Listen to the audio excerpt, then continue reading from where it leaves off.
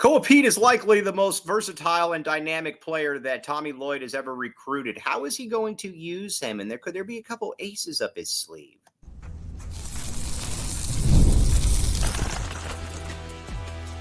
You are Locked On Wildcats, your daily podcast on the Arizona Wildcats. Part of the Locked On Podcast Network, your team every day. Thanks for keeping it Locked On Wildcats and making this your first listen of the day. I am your host, Mike Luke. This show is brought to you today by Monarch Money. Okay, here's the deal. Take control of your finances with Monarch Money. Use code LOCKEDONCollege at www.monarchmoney.com/LockedOnCollege for 50% off your first year. All right, now we've got a lot to get through this show. We're going to talk a ton about Koa Peat. We're going to talk a ton about just how we can expect Tommy Lloyd to use this player. We are going to talk a lot about everything. So first, though, we're also going to break down some of the newcomers, what you can expect. But with Tommy Lloyd, and we've said this before, but there is with Koa Peat. He is definitely the best player that Tommy Lloyd has ever recruited here. When I say that he's the best player that Tommy Lloyd's ever recruited, he is. Now, is he going to be the best player, long-term? I don't know. I don't think anybody really knows that answer, but watching Pete, though, you can definitely tell that he is, like I said, he is cut from a different cloth. He's cut from a different cloth entirely. He is big. He is physical. Not only is he big, not only is he physical, he's a player that just, you watch him and he's just ready and built for the college game. Absolutely nothing that he encounters is going to scare him. Literally nothing. He's going to be good to go. And I think that's an exciting part about all of this, is just kind of how he fits into all of this stuff. But either way, Koa Peat, very, very good basketball player. And the thing about it too, a lot of people are saying, well, what's Tommy going to do when he comes down to, being able to find a guy that can, really get a bucket when it matters, all of that stuff. Tommy is, how do I put this? Tommy is going to, he's going to let Koa do his thing. And if we watched any of the U19 games, you could just tell that, you could just tell that he was, like I said, he was different. He could face, he could pass, he could do just a lot of different things, and that's where I think Tommy Lloyd's going to use him, because Tommy's going to look at him and say, man, this is a guy that can face up. Not only is this a guy that can face up, this is a guy that can also make some plays, getting to the bucket. He is like I said, from a statistical perspective, I think he's going to be something like a 15-6, something like that, or 14-7. Now, listen, in Tommy's system, he is like I said, he's a player that it's going to take a little bit of a time to be able to see. So we shall, like I said, we shall see. But with Lloyd, very, very good. And again, this is somebody too, we got to give a massive shout out to TJ Benson. TJ Benson was essentially tasked with being able to get the players that Tommy Lloyd needed. Tommy Lloyd said, I need you to be able to do that. And he was able to do that. So I think the staff is going to get a little bit more run as well.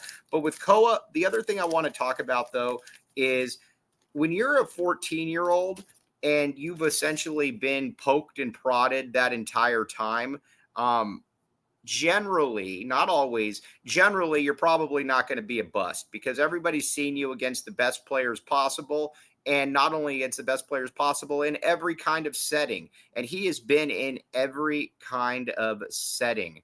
And that's like I said, that's something that you can't really put a price value on, because again, he's just a different player. He's just a different player entirely. And so again, you go up from, he was in, the 14U, 15U, 16U, 17U. He's always been the guy that has played up to his level of competition. And I don't expect that to be any different, honestly, than it's going to be this coming season. He is, like I said, he's just a unique player. And when I say he's a unique player, that's basically that is essentially what I am saying, is that, and he's also an incredibly good passer. That's something too that I think a lot of I think a lot of people don't properly really understand is that he is a very, very good passer. And when I say he could have a little bit of a Luke Walton type system to him, that's what I'm saying. That's what I mean is that I think from that perspective, Luke Walton was somebody. Jason Gardner was the point guard. I get all of that, but at the same time, when Jason Gardner came up there and he wasn't really a point guard, and he was told to basically bring the ball up to Luke, let Luke initiate the offense, and that's exactly what happened. And Luke would go ahead, Luke would initiate the offense, and Arizona would go from there. So that was like I said. I think that this is also a situation too with Arizona where you also know as well that the Wildcats need somebody who's going to be that alpha. Who's going to be that alpha? And I don't think that anybody really knows that answer, but Koa is probably going to be that guy, at least initially. Now I know it's harder to be, like I said, I know that it's harder to be, that alpha per se when you have like I said, when you've got a situation where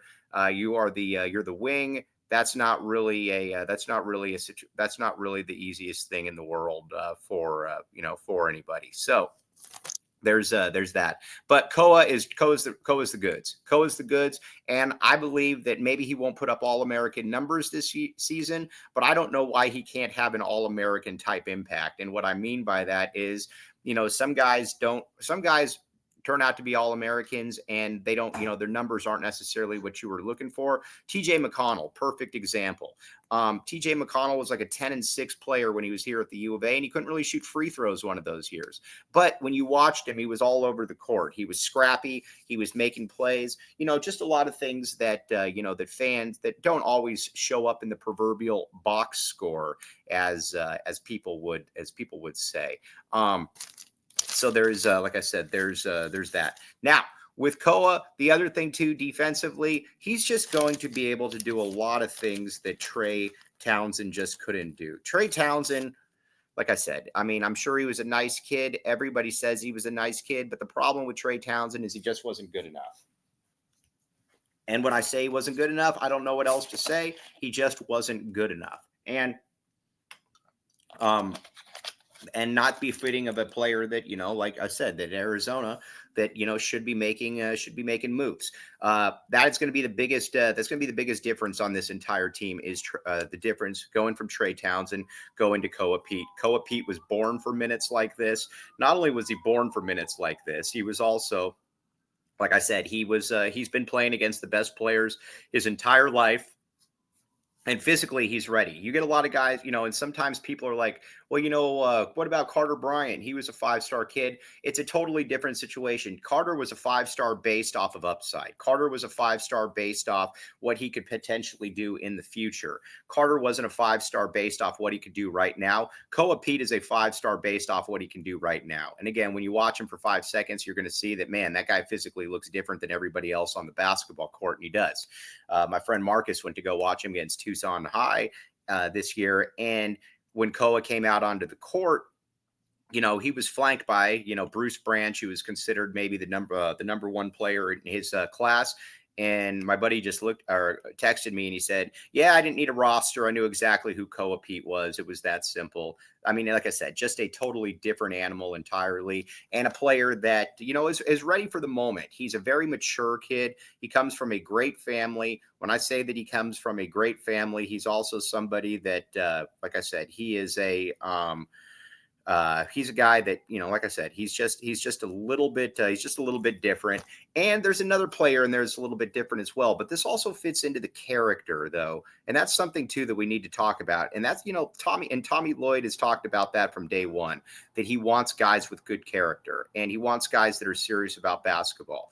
I think a big part of it with Tommy Lloyd was also that he just wanted after Kylan Boswell, I think he just wanted a situation where he doesn't have to worry about a lot of mess, a lot of off the court stuff.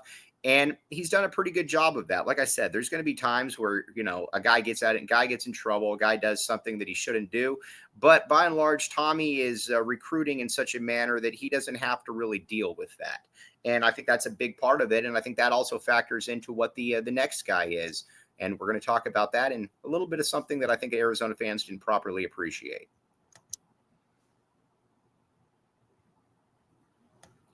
But first, Monarch Money, my friends, Monarch Money. Ever wish managing your money felt easier? I know that I do. Whether you're growing your savings or planning a big purchase, Monarch puts you in the driver's seat. It's like having your own personal CFO, giving you full visibility and control over your finances. Monarch Money is more than just a budgeting app. It's just basically a complete financial command center. That's the great thing about it. You can track all your accounts, investments, and spending in one place. So in addition to managing your money, you're also building wealth. That's the best part about it. And it's a one-stop shop. You don't have to go in there and say, all right, well, what's going on here? What's going on there? There's none of that because it's all there. It's all there for you. And so, like I said, what was the most surprising thing you noticed when you started using Monarch Money? I get asked that all the time. I didn't realize how much money I was spending on food. And again, this helped me budget that. That is the best part about that. Take control of your finances with Monarch Money. Use code LOCKEDONCollege at monarchmoney.com for 50% off your first year. That's monarchmoney.com, code LOCKEDONCollege for half off your first year. Monarch Money.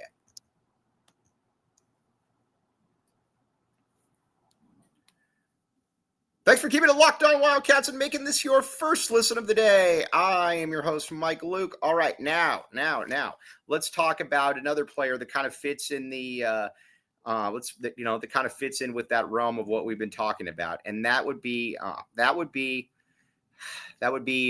Braden Burries. When you watch Braden Burries, he's a player that also is he's more mature than his age, he's older.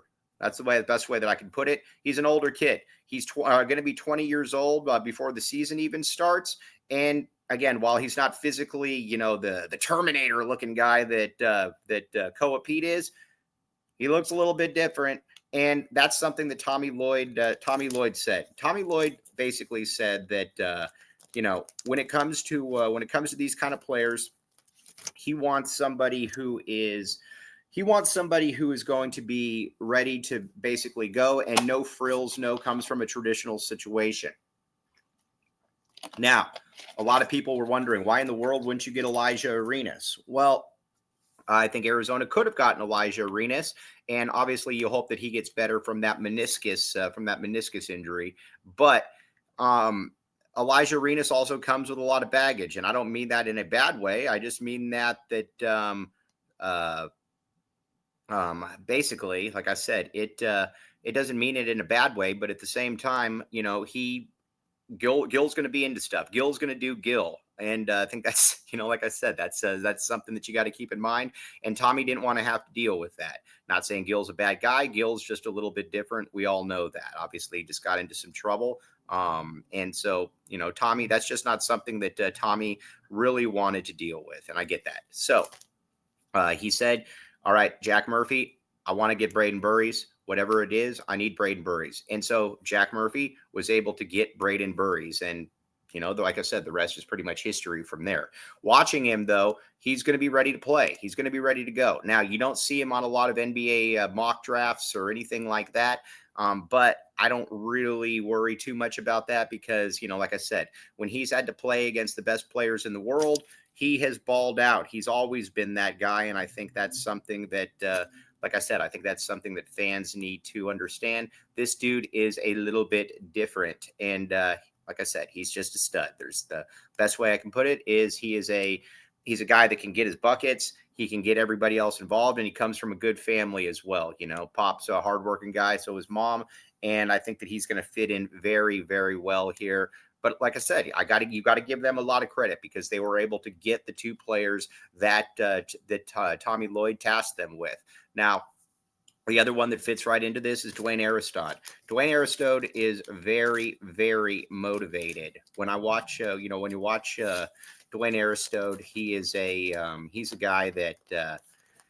Like I said, he's big, he's physical, he just looks the part. There's some guys that just look the part. Dwayne Aristode is one of those dudes that just looks the part. He's different.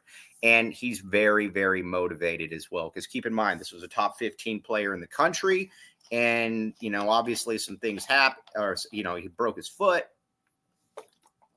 and he fell back a little bit, but that doesn't mean that he's still not an awesome basketball player, because he is an awesome basketball player. And I think there's every bit of a chance that he could be a one and done as well. Carter Bryant might have more potential. Carter Bryant might be a better, 3-point shooter, but I don't know that Carter Bryant is better at basketball than Dwayne Aristode is. Dwayne can handle the ball. Dwayne can get to the hoop. I don't know that Dwayne is necessarily a spacer per se. So again, that's up for all the spacers out there. But Dwayne is a big time talent, and I think he's somebody that kind of gets forgotten in all of this. He's a player that you watch him and you just kind of see that he's different. He's different all the way around, and he's somebody with a legitimate offer from Duke, and not only a legitimate offer from Duke, somebody that Duke legitimately wanted as well. So that's like I said, that's something that's pretty impressive, because like I said, Arizona doesn't win a lot of battles for players that for the Duke wants. They lost Nick Kamania, but they got exactly who they wanted in Dwayne Aristode, and I think you can make the case that Dwayne Aristode is going to be a better player. I would absolutely take Dwayne Aristode, and he's going to be able to play. That is like I said, that's the big thing, is that he's going to be able to play. And I think that is like I said, I think that's the best part about all of this, is being able to play. Now, the one thing that I watched with this squad, though, too, is who could C.D. Gay be in there for? And I think that's going to be another thing that'll be fascinating to watch. C.D., he's obviously from Senegal. The thing about him, though, is he going to be able to be in the country? Because he's a big one for Arizona. I think he's going to play a little bit this year, but but he's also somebody that I think you could see starting next year, and that's where I think that it's going to be somewhat of an interesting thing to see how it plays out, because again, he's a pretty talented player, and I don't know that I just don't know that Arizona is in a spot where you're going to be able to not play him, and you want him to basically be ready to go in case Mo Krivas leaves after the season. I know a lot of people, Mo Krivas, he's not good enough, this, that, and the other. Save it. Mo Krivas is going to be good this year. I know there's a lot of folks that don't think Mo Krivas is going to be good. They are wrong. Mo Krivas is going to be really, really good this year, and it's going to be exciting to be able to watch him and just kind of how he progresses, because, like I said, when you got somebody like Tommy knows big men. Tommy has shown that before. And just like we always say on this show, trust in Tommy, because Tommy's a big man whisperer. Tommy knows what he's talking about. Not only does Tommy know what he's talking about, everything that he's basically said when it's come to players like this is that he's somebody that, is just a little bit, he's just somebody that's just a little bit different. And I think that's, like I said, that's kind of where it's at, to be honest with you. All right, now we're going to talk then about some of basically just the expectations for the season, and a few little football notes coming up here to close this out.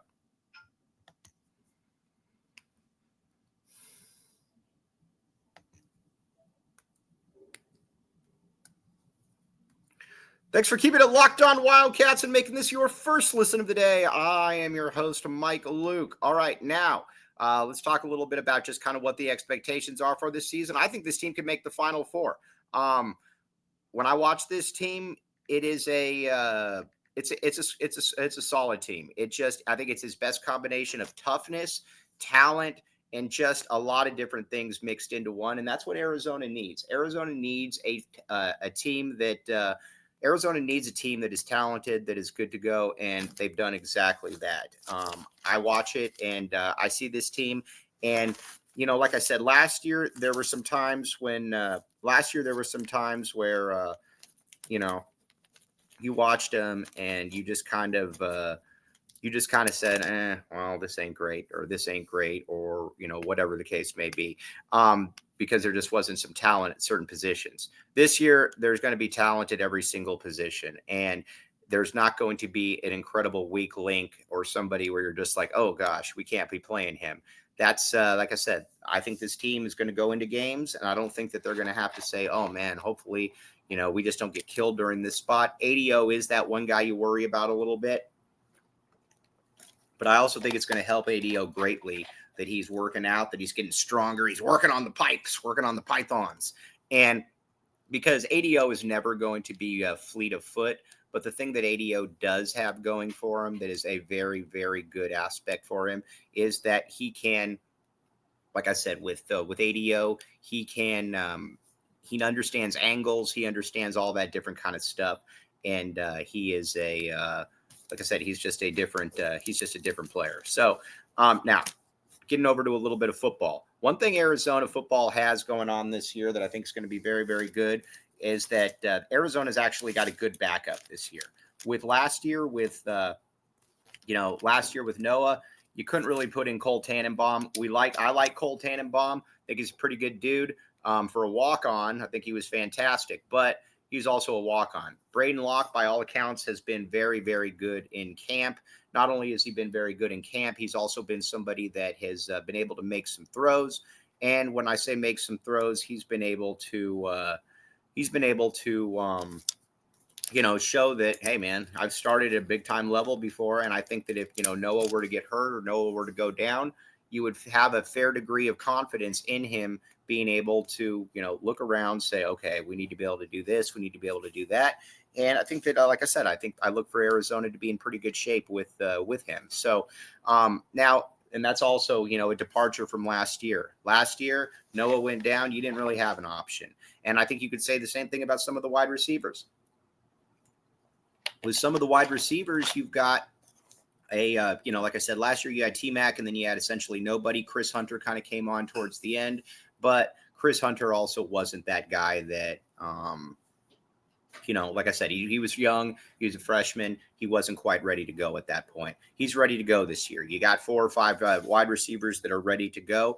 And Brent Brennan, I had him on another platform, and Brent Brennan said that was the big thing. They needed to get faster they needed to get faster there. Not only did they need to get faster, they needed to be able to get guys that, could really like make a play. I do think that something that is interesting is that, you watch this squad and you're kind of like, all right, well, we're going to be interested to see here, but this is going to be a good deep unit. The problem will always be the offensive line. I get that. Your team's going to be based off the offensive line. I understand all of that, but at the same time, it is what it is. You got to be able to get the ball out. And I do think that Seth Daggy is probably aware of what's going on. Like I said, Brent Brennan has talked about how he thinks this is a deeper unit. How it's a little bit more of a proven unit. I'll believe that one when I see it. Like I said, I'd love to be wrong, but I will believe that one when I see it. It is just like I said, it's just going to be interesting to see how this all does play out. But I'm excited to see it. Now, as far as my expectations, 5 wins. I'm going to say it, 5 wins at least. I want 5 wins, and I want to be entertained. If that's the case, then I'm cool with bringing back Brent Brennan for another year. If we have 3 wins and we look like poo, or 4 wins and it looks like last year, no.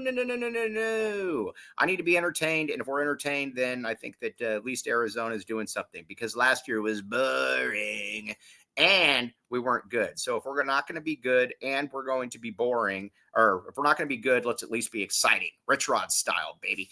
Okay, now, but like I said, I expect Arizona to be better. There's pretty good vibes. I think that there is a little bit of a desperate nature to all of this, because I think these coaches know that, hey, man, if we don't win this year, we're probably out. And, obviously they're working behind the 8 ball, but they've done a good job this offseason. And I can't really sit here and complain much about it, because they've done a pretty darn good job. It's just going to be up to them to continue to make ends meet, be able to make all of that occur. And I think if that's in that situation, Arizona could be in decent shape, because everything for me is a springboard to that 3rd year.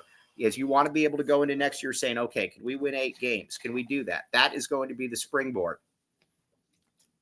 And if that's the case, then, like I said, I think Arizona's in fairly decent shape. But all right, tomorrow we're going to be back with you. We're going to be talking camp. We're going to be talking all that. We're going to be talking shop, as the kids would say. But very much appreciate you all making Locked On Wildcats your first listen of the day. I'm your host, Michael Luke, Locked On, your team every day. Bear down, back the A. Football is almost here. And as everybody knows, we are a football school. Talk to you soon.